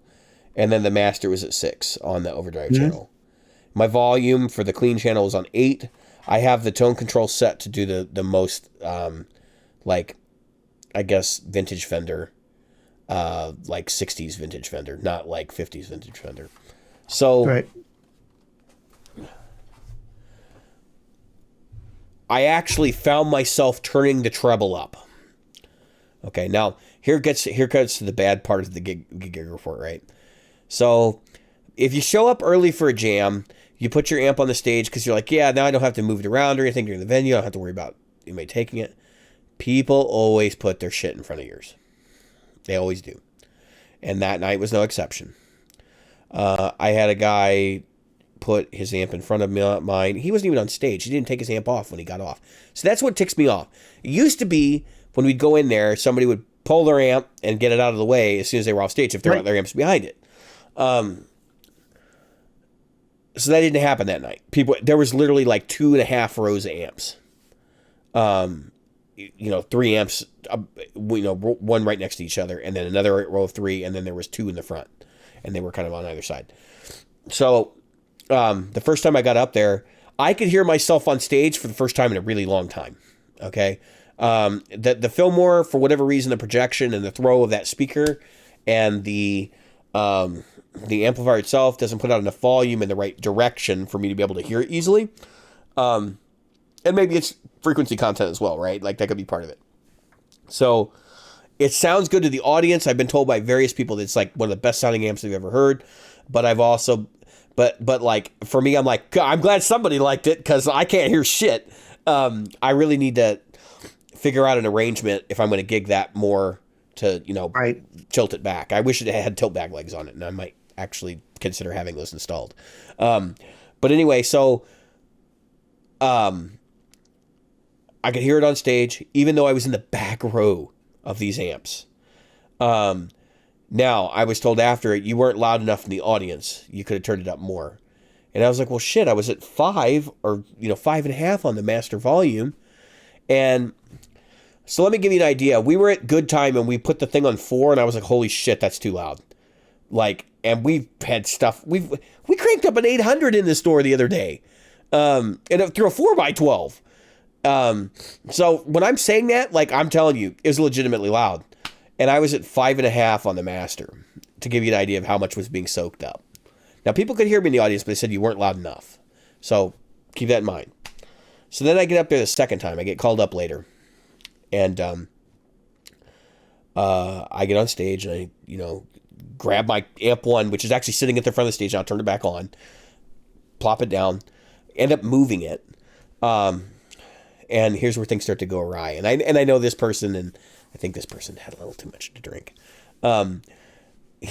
He came in. I know him from Good Time, actually. And I won't say his name because he's never been to Pollyanna before, but I do know him from Good Time. And he comes in and he's got a PRS, right? He's got a PRS case. And he's got a Mesa Boogie amp cover. So I know he's toting a Mesa Boogie. And I recognize him right away. I go, yeah, all right. So, and I think I remember him actually telling me what he had. But I just kind of didn't commit it to memory. So anyway, he gets called up with us. Well, then he disappears for like 15 minutes. Finally, the host is like, just go on without him. Like he'll have to sit in with the next group. So we start playing, and then lo and behold, he jumps up on stage. And I'd seen him over on the side, like fiddling with his case. So more on that in a moment. So he gets on stage, and then he puts his amp. Before all this, he was putting his amp up there. And I told him, I said, my amp actually, it's like the seas parted, right? And there was just enough that you could see my amp back there. So it was like, it was going to blast the audience. It's going to be fine. I was like, don't put your amp in front of my amp. And I pointed at my cab. I said, don't put your amp in front of my amp, please. And I was like nice to him about it, but I was like, don't do that. And then I was like, put it right here in front of the harmonica player's amp. He's not playing with us tonight. Or right now. He's, off and doing his own thing. And he's like, okay, all right. And then he gets on stage, and I turn around and I realize he's put his amp right in front of mine. I was like, are you fucking kidding me? I mean, this is the kind of shit that's just like, it irritates me. I'm not going to get in a fight with the guy or anything, but I'm like, really?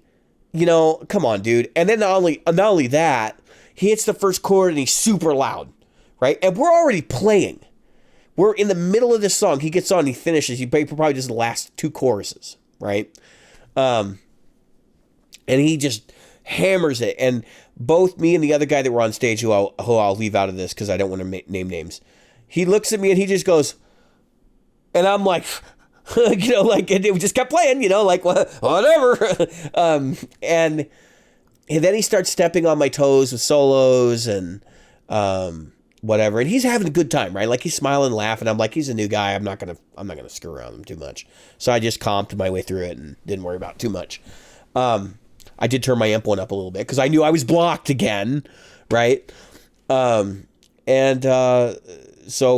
I will say this: he had a Mesa Boogie at a Mark V 35, and that thing was cranked, and this thing hung right there with it, right there, no problem. Right? I had plenty of headroom left. If I had a 2x12 cabinet, I could have had this guy going on like 7 or 8 on the master, and it probably would have swallowed it whole. Because this thing it's monstrous. So loud, so much frequencies, whole different bandwidth than my Mesa Boogies are. And I'm sort of not comfortable with that. I'm still working through the frequency spectrum stuff, but I will say it is the most convenient thing I have ever owned in guitar. More than the Kemper, 100% more than the Kemper. But I mean, shit, everything you need to do is right there on the physical knobs in a live gig, okay? And it's... I'm looking at my Kemper right now. It's more convenient. I know what you mean. It's more convenient than the Kemper. It has... it has a direct out, right? Direct out's not great. I'll be honest. It's not an IR, I don't think. It's he wouldn't sell a separate IR if it was a good IR. Yeah, so his unit is, well, he says it's solid state, the output. It is not defeatable in the Mercury edition, but most of us now, the way that we use our equipment, can have a direct out. It's not an extra, huge lift to come up with a way to go dry direct. I think for somebody who's buying this kind of thing, you might already have a Captor X. You might have a Cab M. You might have an HX Stomp or some other product that allows you to take a direct signal out to the front of house. So I'm not going to get into that too much because I think, it would have been nice if the headphone out, recording out was a little bit better. But for a live gig, run it direct to the board. Don't worry about it. To be honest, you wouldn't be able to tell the difference. For most people in the audience, they'll never freaking know. You might, but you're not listening to that signal, right? You're listening to the cabinet. Okay? Right. So there's that. That's to be said. Now, things that I wish. A couple of things I noticed using this the other night that I didn't like. See this big space up here? These big that glows insanely bright. I know. I'm not complaining about the light glowing. There are certain controls that would have been nice to have on this thing. Yeah. They could have used that gone space right through here. It would have been nice to have these controls on the face. On the front. Although I actually do like the way that they're out of the way because I don't think about them. Yeah. I set them for how I use it, and I leave them alone, and I don't care. And you're not going to accidentally move them either. But there are functions that this thing does via MIDI that are not available via the switches and knobs. And he's done some revisions of this. So even the Mercury edition has a couple of different revisions. I have one of the older ones, and it was just funny because I ordered it brand new from Guitar Center. But they apparently don't move super fast in the United States. Okay, so I would love if the power soak knob was available on this guy, because so the power soak can go down to 0.15 watts or 0.115 watts. Okay, so like 15 milliwatts, and at 15 milliwatts, you'd think, oh, that's stupid. Why would you ever want to do that? Well, you know that thing I was talking about with the frequency curvature and how it rounds off all the highs when you push a tube amp? You can do that at home volumes with this. And I have never been successful in doing that through a cabinet at home volumes with any product ever. None. Zero. Captor X, bullshit. No way. The attenuator is not... The attenuator idea, right, in theory, is that you would be able to do what this does. Right. I don't think it's a straight power soak. I think he's actually just doing some EQ stuff and some other things like that to make it work. But I will say this. It's convincing enough, and that's kind of what it sounds like on stage, that I can use it for at-home practice. And it's so quiet, I won't wake the kids in the next room. I mean, I can run it on volume 1. Sounds like it's cranked up, and nobody knows. In fact, I can actually run it all the way up to 5, I think, or 6 without being too offensive for the condo at 115 milliwatts. And of course, you have a whole range of settings in between there, right? So like you can run it at half volume. It has half power mode. It has half gain mode. Those are available via startup options. And then the MIDI control stuff, there's there's a second master volume. So that's available on the extra foot switch you can buy for this guy, which is currently actually out of production. He's working on a new one for the Amp X. So, but if you have a MIDI controller, you can access the second master volume. And what that really is like it's a 10 dB reduction. So you can actually go in there and you can adjust, between 0 and 10 dB of reduction to set that as your main tone, and then engage it, and you got a solo boost. Solo tone. Yep.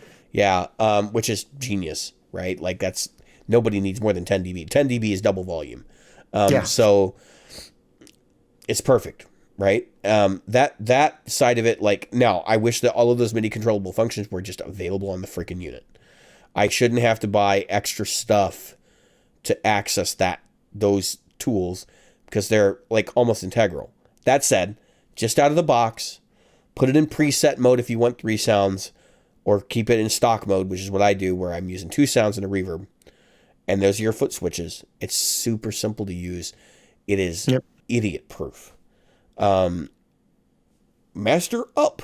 Oh, loud enough. Good. Sounds good. Yeah. It does have some deceptively difficult tone controls. So like if I really wanted to get bright the other night, what I would have done is I would actually taken the gain down to like 5 or 4 or 5 and hit it with the boost, because the gain at 4 or 5 is like bright cap. Okay. Right. And then the bright cap goes away above 5. So once you understand that, then it changes things. And of course, if you really want to get dark with it, you can go over to the JCM 800, which is the classic mode. And that'll give you your standard Marshall tones that everybody knows and loves. Both of those settings, I used them the other night. It was a religious experience, because I was like, you mean I'm getting that sound out of what's at my feet? Right. Yep. Now, it's hard to believe. Here's what's wild, right? So you're standing there and you're thinking about this, and you're thinking about how this is different from a real amp, right? Like, how is this really different? Well, for one thing, I literally can reach down and grab my tone controls, which on an amplifier may or may not be able to get to them based on where they're at in the venue. Like think about church amps. Put them in a closet, mic them up. You ain't touching those tone controls. You need that more treble because the cymbals, the drummer in rehearsal wasn't playing the cymbals as hard. Kind of screwed now.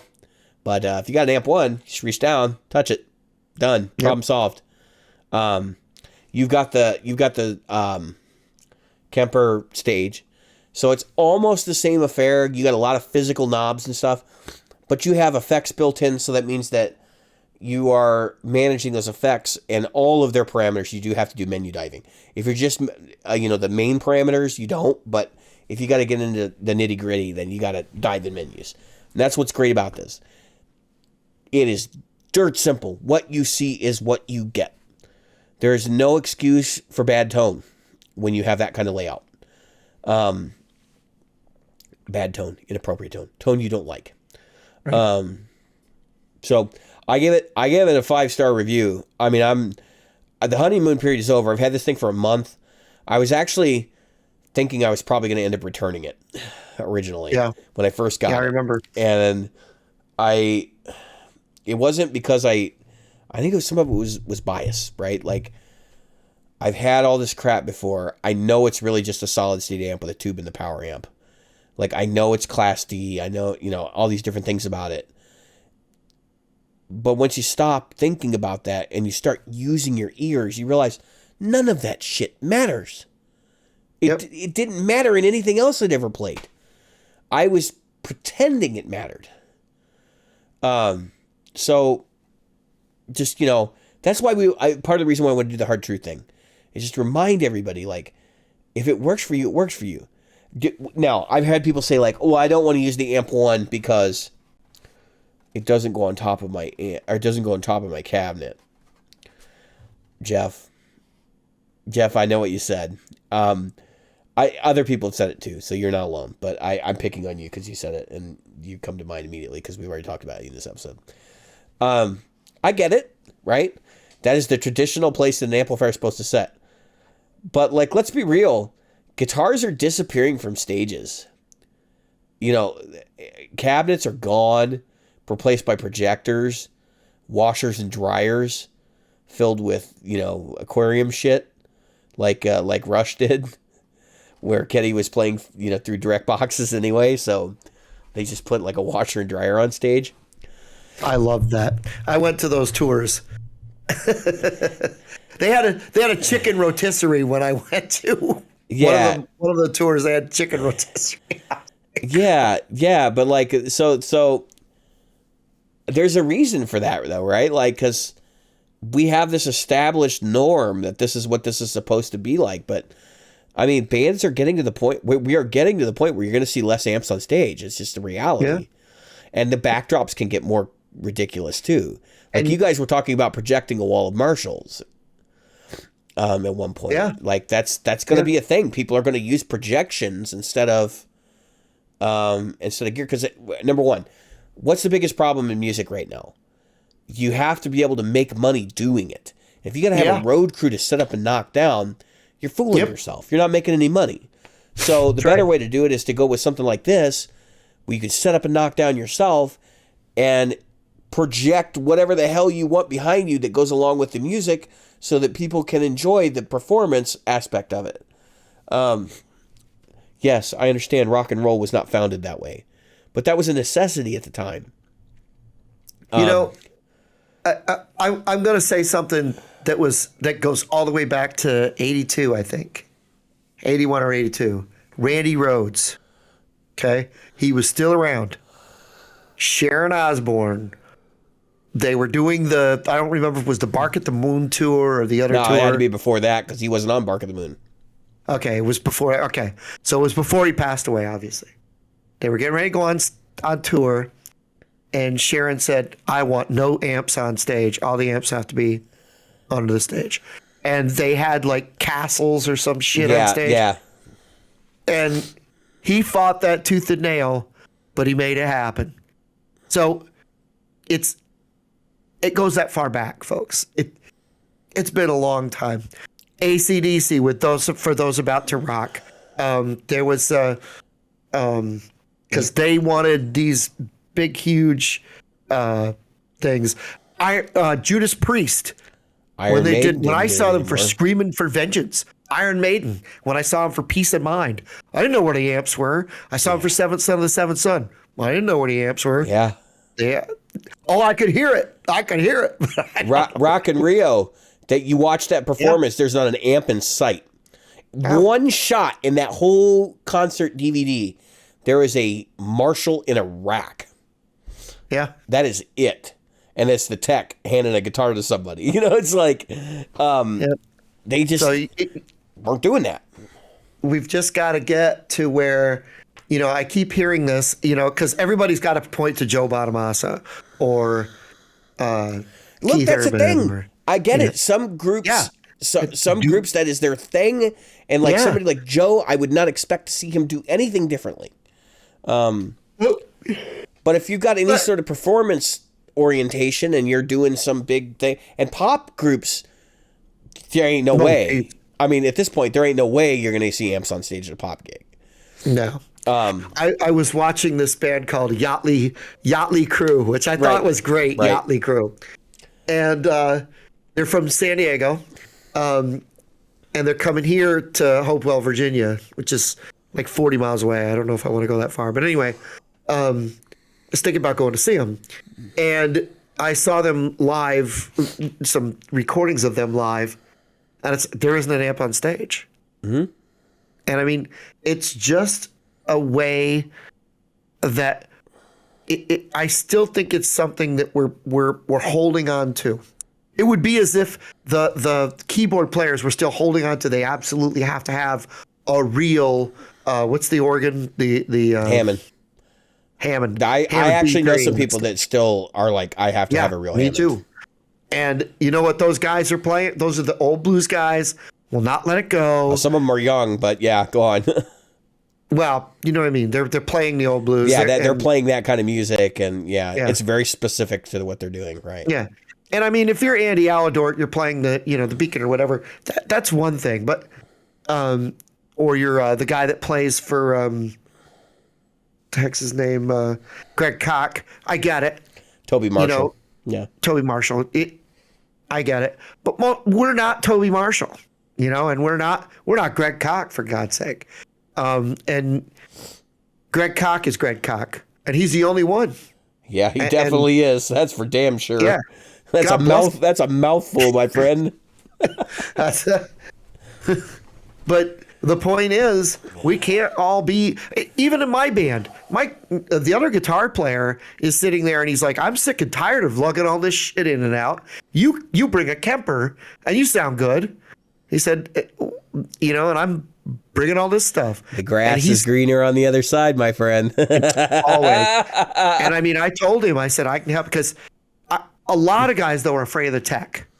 I think that's probably something we should talk about the next episode. But That's there's a lot of people. Techno fear. Yes, for sure. We're going to talk about it. Yeah, technofair. Especially in this industry. Yes. Do you have a gig you want to share? Because no, I have a gig coming up. I have 2. So probably by the time we record next, well, I will have 1 by the time we record next. And if we wait, I'll have 2. I'm playing this weekend, this coming weekend. And then the following weekend, I'm doing Bike Week, which should be a great gig report after that, because it's a 2-day, 2-hour each day event at a tattoo parlor at Bike Week. So look for pictures and look for wildness. Yeah, it's going to be a crazy thing. I can imagine it's going to be a lot of fun. We're going to do it no breaks. We're going to be out in the Outer Banks of North Carolina.